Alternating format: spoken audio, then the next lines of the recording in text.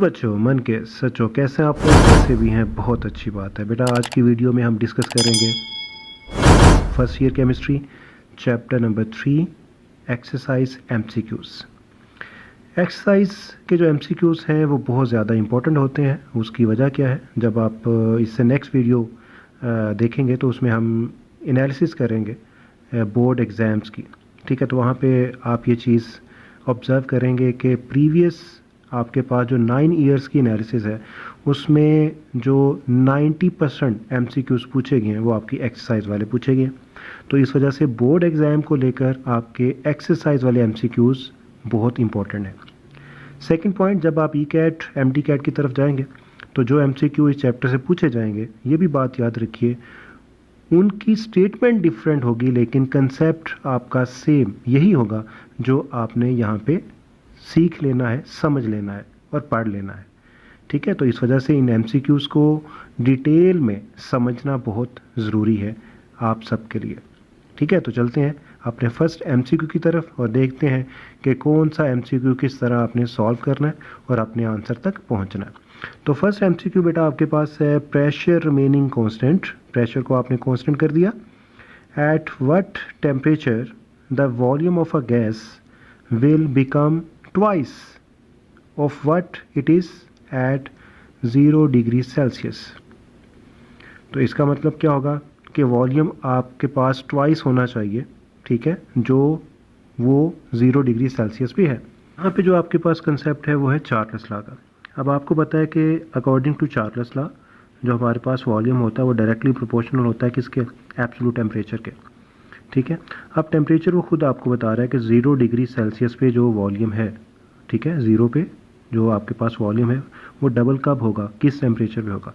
तो आपको पता है कि चार्ल्स लॉ में जब भी हम टेम्परेचर को डील करते हैं तो हम टेम्परेचर को कौन से स्केल में कैलकुलेट करते हैं? केल्विन में। तो 273 kelvin means 0 degree Celsius means 273 kelvin. अब इसको जो भी आपके पास वैल्यू है उसको अगर आप डबल करना चाह रहे हैं तो आप इसको डबल करोगे, टेम्परेचर डबल होगा तो V भी डबल हो जाएगा। तो इसका मतलब कि अगर हमारे पास 273 केल्विन पे कोई भी वॉल्यूम है और इसको हम डबल कर देते हैं मीन्स इसका डबल कितना होगा? 546 केल्विन। ये आपके पास इसका डबल टेम्परेचर है। तो इस टेम्परेचर पे जो भी V1 होगा वो V2 में कन्वर्ट हो जाएगा और V1 जितना होगा, ठीक है, ये उससे डबल हो जाएगा मीन्स V1 बिकम्स 2V1। अगर ये 10 है तो ये 20 हो जाएगा, ठीक है, क्योंकि आपने टेम्परेचर भी डबल कर दिया, ठीक हो गया। तो वो आपसे 3 टाइम्स पूछ सकता है, वो आपसे हाफ पूछ सकता है, ठीक है, कि वॉल्यूम अगर हम हाफ कैलकुलेट करना चाह रहे हैं तो किस टेम्परेचर पे हाफ होगा, वो 3 टाइम, ठीक है, पूछ सकता है। तो इस तरह आपके पास जो वेरिएशंस हैं वो अपने माइंड में रखिएगा, ठीक है। तो ये आपका फर्स्ट एमसीक्यू सॉल्व हुआ। ओके, सेकंड एमसीक्यू आपके पास है number of molecules in 1 decimetre cube of water is close to. अब यहाँ पे आपसे वो पूछ रहा है नंबर ऑफ मॉलिक्यूल्स। आप अच्छी तरह जानते हैं कि नंबर ऑफ मॉलिक्यूल्स का फार्मूला आप फर्स्ट चैप्टर में पढ़ चुके हो, ठीक है, और वो आपके पास क्या होता है? Number of molecules is equal two moles multiply Na। अब मोल्स के लिए आपके पास 2 चीज़ें होनी चाहिए, एक उसका गिवन मैस और एक मोलर मैस। अब वाटर का मोलर मैस सभी को आता है, 18 है, लेकिन इसका जो गिवन मैस है वो आपको कैसे पता चलेगा? वो आपको स्टेटमेंट ही बता रही है, 1 डेसीमीटर क्यूब। ये बात याद रखिए कि in case of water 1 decimetre cube is equal to 1 kg of water and 1 kg is equal to 1000 gram. तो ये वाटर का होगा गिवन मैस। अगर ये गिवन मैस है तो हमारे पास मोल्स कैलकुलेट हो जाएंगे 1000 डिवाइडेड बाय 18। तो ये आंसर आपके पास आएगा 55.5 मोल्स, ठीक है। अब इन मोल्स को आपने जस्ट मल्टीप्लाई करना किसके साथ? Na के साथ। ये देखिए यहाँ पे आ जाएगा 55.5 इंटू 6.02 इंटू 10⁻23। तो ये आपके पास होंगे number of molecules in 1 decimetre cube of water. तो कौन सा ऑप्शन करेक्ट होगा? Definitely delta option. और यहाँ पे आपके पास कौन सा ऑप्शन करेक्ट होगा? Charlie option. Okay, number 3, which of the following will have the same number of molecules at STP। तो ये कंसेप्ट असल में आपके पास है third law, that is Avogadro's law, जिसमें आपको कंसेप्ट दिया गया था कि अगर आपके पास 2 डिफरेंट गैसेस हैं having same volume at same temperature and pressure, तो फिर क्या होगा, उन गैसेस के जो नंबर ऑफ मॉलिक्यूल्स होंगे वो सेम होंगे, इक्वल होंगे। ठीक है, तो यहाँ पे देखिए हमारे पास सिर्फ एक ऑप्शन ऐसी है जो इस रिक्वायरमेंट को पूरा कर रही है। ठीक है, तो यहाँ पे देखिए 280 centimetre cube of CO2 and 280 centimetre cube of N2O। तो यहाँ पे वॉल्यूम इक्वल STP पे हैं दोनों गैसेस, तो इसका मतलब एवोगैड्रोस लॉ के अकॉर्डिंग आपके पास option A is correct option होगा। ठीक है, 280 centimetre cube of CO2 and 280 centimetre cube of N2O, दोनों का वॉल्यूम सेम है at same temperature and pressure. ठीक है, तो इनके नंबर ऑफ मॉलिक्यूल भी सेम होंगे। ठीक है, ओके। नंबर 4 आपके पास है, if absolute temperature of a gas is doubled and the pressure is reduced to 1/2, the volume of the gas will, the volume of the gas will. बहुत important MCQ है, बहुत important MCQ है, बार बार आने वाला MCQ है, और ECAT MDCAT के हवाले से सबसे इंपॉर्टेंट MCQ ये वाला है। ठीक है, एब्सोल्यूट टेम्परेचर आ गया, उसके बाद प्रेशर आ गया, उसके बाद वॉल्यूम आ गया। यहाँ पे जो फार्मूला यूज़ होगा वो V1 P1 over T1 is equal to V2 P2 over T2। ठीक है, ये वाला आपके पास फार्मूला यूज़ होगा, लेकिन आपने ये वाला फार्मूला यूज़ नहीं करना। ठीक है, आपने कौन सा फार्मूला यूज़ करना है, जनरल गैस इक्वेशन। ये भी असल में आपके पास जनरल गैस इक्वेशन की एक फॉर्म है, लेकिन आपने जो फार्मूला यूज़ करना है वो आपने करना है ये वाला, that is PV is equal to nRT। ठीक है, अब यहाँ पे वो आपसे क्या पूछ रहा है, वो आपसे पूछ रहा है if absolute temperature of gas is double and the pressure is reduce to 1/2 the volume है। तो आपने क्या करना है, इस फैक्टर को आपने एक साइड पे ले जाना है, रखना है। ठीक है, और nRT ओवर P, जब आप ये फॉर्मेशन कर लें तो आपने इन दोनों को जो है वो कैंसिल कर देना। क्यों? क्योंकि ये 1 मोल है और ये आपके पास कांस्टेंट वैल्यू होगी। तो असल में आपके पास ये V is equal to T over P, ये रिलेशनशिप आ जाएगा। अब वो आपको ये बता रहा है, ख़ुद बता रहा है कि आपके पास जो एब्सोल्यूट टेम्परेचर है वो हमने डबल कर दिया, ये जो टेम्परेचर है इसको हमने डबल कर दिया, तो आप 2 से मल्टीप्लाई कर दें, और जो प्रेशर है उसको हाफ़ कर दिया, तो आप इसको हाफ़ से मल्टीप्लाई कर दीजिए। ठीक है, इसमें क्या चेंज आएगा ये आपने कैलकुलेट करना है।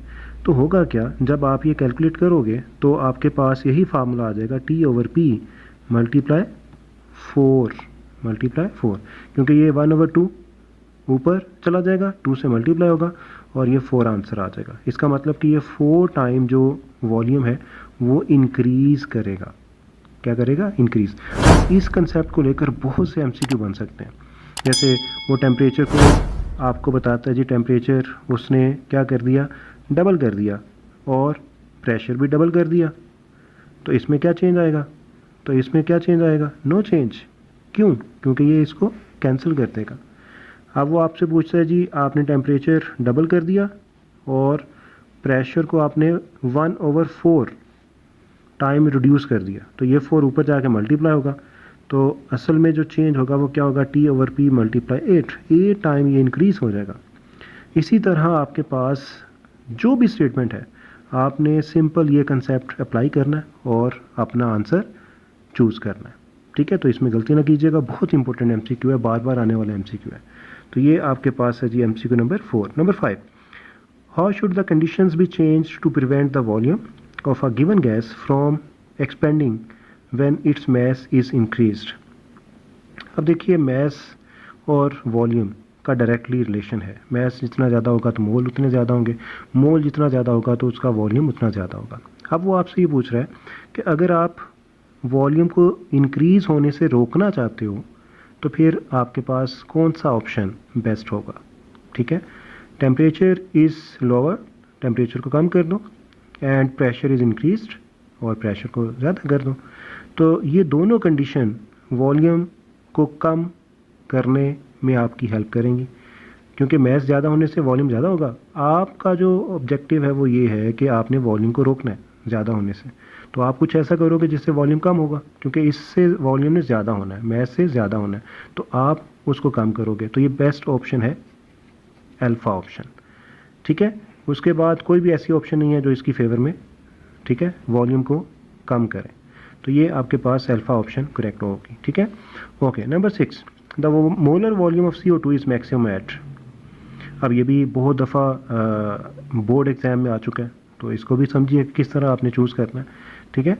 The molar volume of CO2 is maximum at, अब V की बात हो रही है और ये मोलर वॉल्यूम है, इसका मतलब N इज़ इक्वल टू 1, तो V is equal to NRT/P, क्योंकि VP P इस साइड पे आ जाएगा डिनोमिनेटर में। अब इन दोनों को आपने कैंसिल आउट कर देना है, क्यों? क्योंकि ये 1 मोल है, सबके लिए 1 मोल होगा, और R आपके पास कांस्टेंट है, तो असल में आपके पास क्या होगा, V is equal to T/P। अब जस्ट आपने ये वैल्यूज़ प्लेस करनी है और आंसर कैलकुलेट करना है। अब देखिए वो पूछ रहा है जी STP, STP क्या होता है आपके पास, स्टैंडर्ड टेम्परेचर प्रेशर, ठीक है। आप टेम्परेचर कितना होता है आपके पास 0 डिग्री सेल्सियस, और प्रेशर कितना होता है 1 ATM, 1 ATM। तो अगर हम इसको केल्विन में कन्वर्ट करते हैं तो क्या होगा 273, और ये 1 ATM ही रहेगा। इसके लिए V क्या होगा, V is equal to 273/1 according to this formula.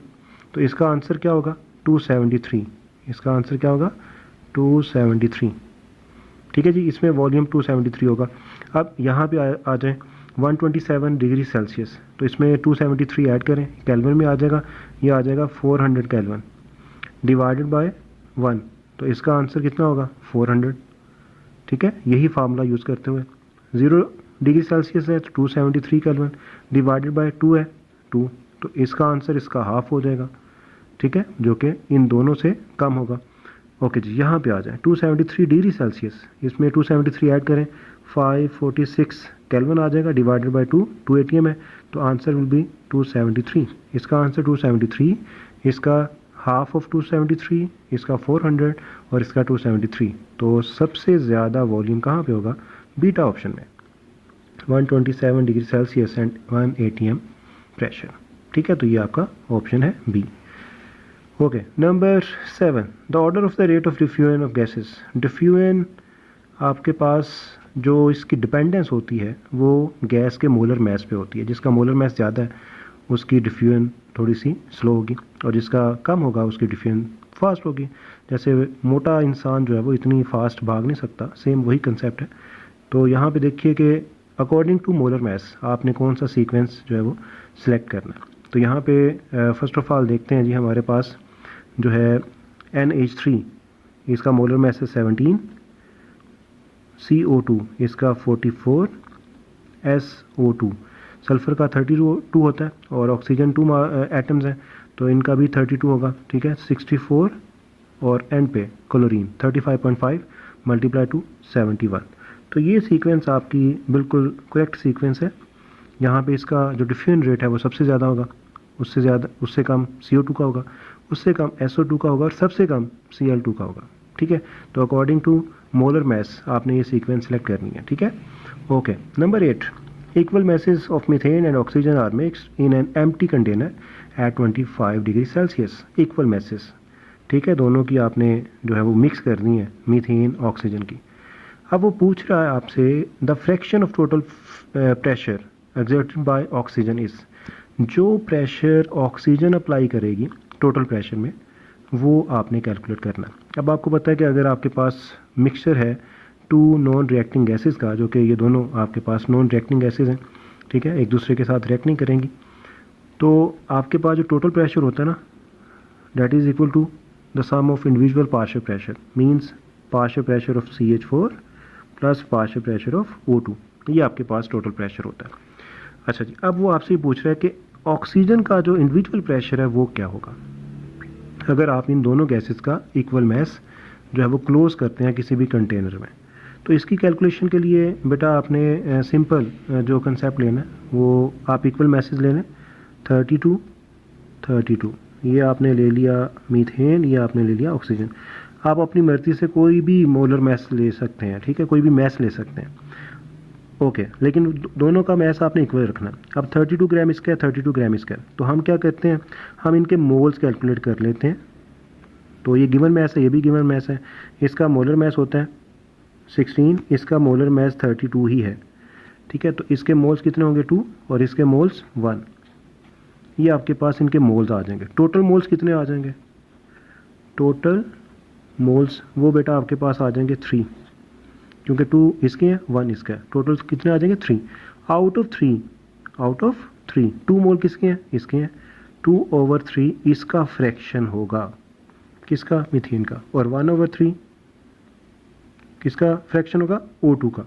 तो इसका मतलब जो प्रेशर टोटल प्रेशर में पार्टिसिपेट कर रहा है ऑक्सीजन, वो टोटल का 1/3 है, टोटल का 1/3 है। जैसे फॉर एग्जांपल अगर 3 टोटल प्रेशर है तो आउट ऑफ 3 1 प्रेशर अप्लाई कर रहा है ऑक्सीजन, जबकि 2 प्रेशर आउट ऑफ 3 अप्लाई करेगा CH4। तो इसमें स्टेटमेंट आपसे चेंज करके भी पूछी जा सकती है। यहाँ पे ऑक्सीजन का फ्रैक्शनल प्रेशर पूछा हुआ है और वो CH4 का इंडिविजुअल प्रेशर भी पूछ सकता है। तो उसका आंसर आपके पास होगा 2/3 और इसका आंसर आपके पास है 1/3। तो यहाँ पे होगा अल्फ़ा ऑप्शन 1/3। ओके, नंबर 9 और 10 आपके स्मार्ट सिलेबस में शामिल नहीं है, लेकिन हम इसको सॉल्व करते हैं। Gases deviate from ideal behaviour at high temperature, which of the following is correct for non ideality. आपके पास इस चैप्टर का जो लास्ट पोर्शन है वो है non ideal behaviour of gases, और उसमें आपके पास जो रीज़न होती है नॉन आइडियल बिहेवियर की, वो अट्रैक्शन फोर्सेस होती हैं बिटवीन मॉलिक्यूल्स, ठीक है। और वो अट्रैक्शन फोर्सेस आपके पास उतनी ज़्यादा प्रोमिनेंट होती हैं जितना हाई प्रेशर होता है, क्योंकि मॉलिक्यूल्स एक दूसरे के क्लोज होते हैं।